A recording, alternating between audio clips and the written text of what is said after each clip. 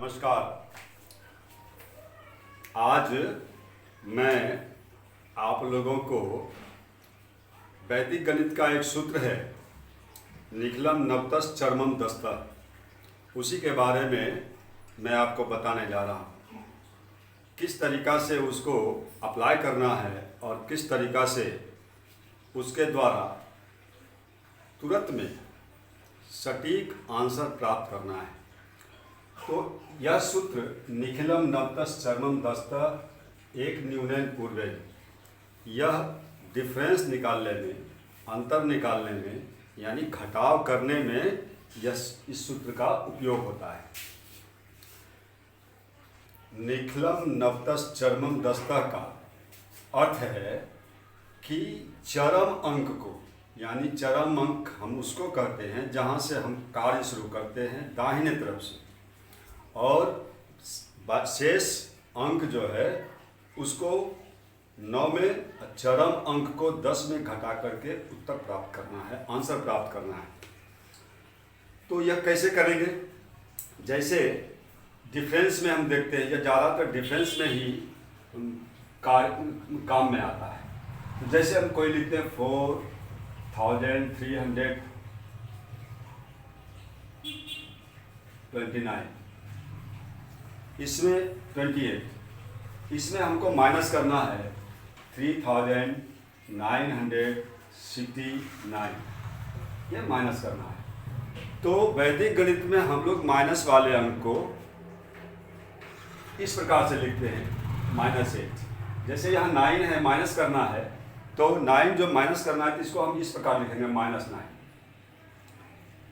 और जो घटा करके आएगा उसको माइनस में आए या प्लस में आए, जैसे आएगा उसको वैसे ही लिखना है। जैसे हम एक एग्जांपल में दे रहे हैं, 8 में माइनस करना है 9, तो ये माइनस का अंक है, तो माइनस का 8 में 9 घटाएंगे तो ये -1 आएगा, इसको लिखेंगे -1। सीधा, कहीं कोई कैरी नहीं लेना है, नहीं कोई उधार पैसा लेना है। हम लोगों को आज तक देखा गया है कि हम लोग ज़्यादातर समाज में, गांव में, देश में देखिए ऋण पैसा से काम होता है। तो ऋण पैसा से काम हम लोग बचपन से हम लोगों को सिखाया जा रहा है, इसलिए हम लोग ऋण पैसा की बात करते हैं। लेकिन वैदिक गणित में ऋण पैसे की बात नहीं है, कैरी लेना नहीं है। तो 8 में 9 माइनस करते हैं तो -1 बचता है, लिख दिए। अब 2 में 6 माइनस करेंगे, -6 है तो ये -4 होगा, ये क्या होगा -4 कर लिख दिए। अब 3 में 9 है, 9 को माइनस करना है, ये -6 आएगा। और 4 में 3 तो जस्ट जैसा का तैसा ही है, सीधा सीधा है, एकदम सिंपली डिफरेंस है। अब ये मेरा सही आंसर नहीं है, मेरा सही आंसर तब आएगा जब हम इस सूत्र का प्रयोग करेंगे। क्या करेंगे? तो हम लिखे हुए निखिलम नवतस् चरमम दस्तः, 10 को यानी चरम अंक को 10 में, बाकी को 9 में घटा करके लिखेंगे, मेरा आंसर तुरंत आ जाएगा। जैसे 1 है, 1 को 10 में घटाए तो ये 9 आया, इसको 9 में घटाएंगे 5 आएगा, इसको 9 में घटाएंगे 6 आएगा, और 1 तो ज्यों का त्यों है। यही मेरा आंसर है, और यही निखिलम नवतस् चरमम दस्तः है। अगर इसका अभ्यास बचपन से बच्चों को कराया जाए तो हमको लगता है कि वह बच्चा जो है बिना कलम कागज का आंसर लिख देगा, बता देगा। अब देखिए कि यह जो सूत्र है एक आश्चर्यजनक सूत्र है, आश्चर्यजनक सूत्र है। अगर इसका अभ्यास करता है तो इतना लिखने की भी आवश्यकता हम लोगों को नहीं है, सीधा कर लिखेंगे। 8 में 9 माइनस करेंगे, सॉरी यहाँ पर जो है 9 में 6 घटाएंगे तो यहाँ 3 आएगा, जो हम गलती से मतलब लिख दिए हैं उसके लिए क्षमा चाहते हैं। ये 3 आएगा, ये क्या आएगा? 3 आएगा, ठीक है। तो इतना व्यापक रूप में इसका प्रयोग है, फिर भी हम लोग आज की पद्धति को ही लेके पकड़े हुए हैं, जिसके कारण हमारे छोटे छोटे बच्चों में ये भावना नहीं आ पाती है कि हम कोई कंपटीशन में इतना जल्दी बना सकें। इसके आगे हम और भी आपको बताएंगे कि इसका प्रयोग और कैसे होता है। एक दूसरा और सवाल लेते हैं, एक दूसरा एग्जाम्पल और लेते हैं। तो जैसे 6, 4, 0 3, इसमें हमको माइनस करना है 8 5 6 2।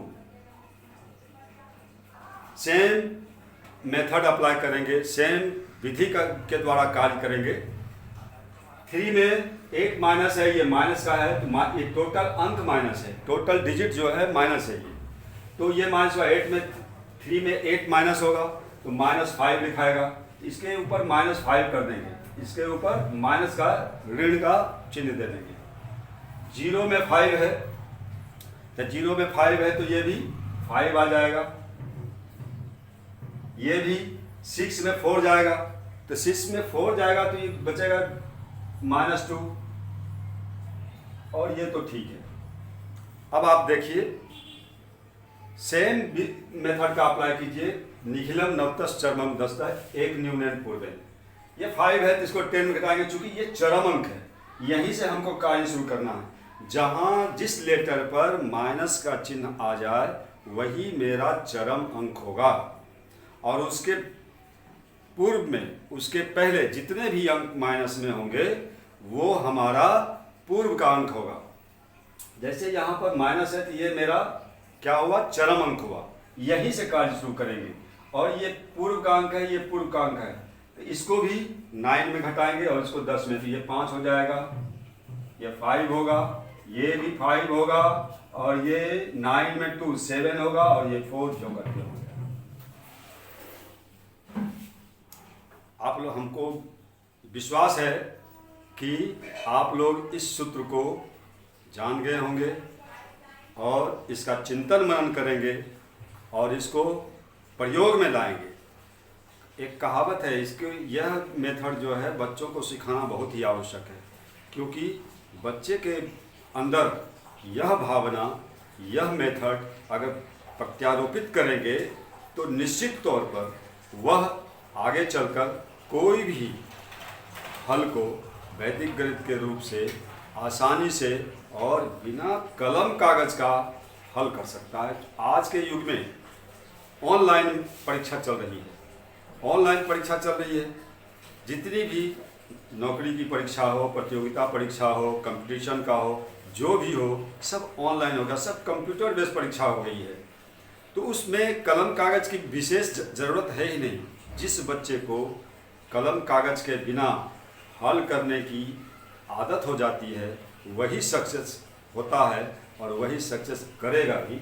इसलिए निखिलम नवतस चरमम दस्ता, यानी यह जो सूत्र आया है ये वैदिक गणित से सूत्र आया है, और इस सूत्र को निश्चित रूप से बच्चों में देना चाहिए ताकि ऋण लेने की आदत नहीं हो, कैरी लेने की आदत। धन्यवाद।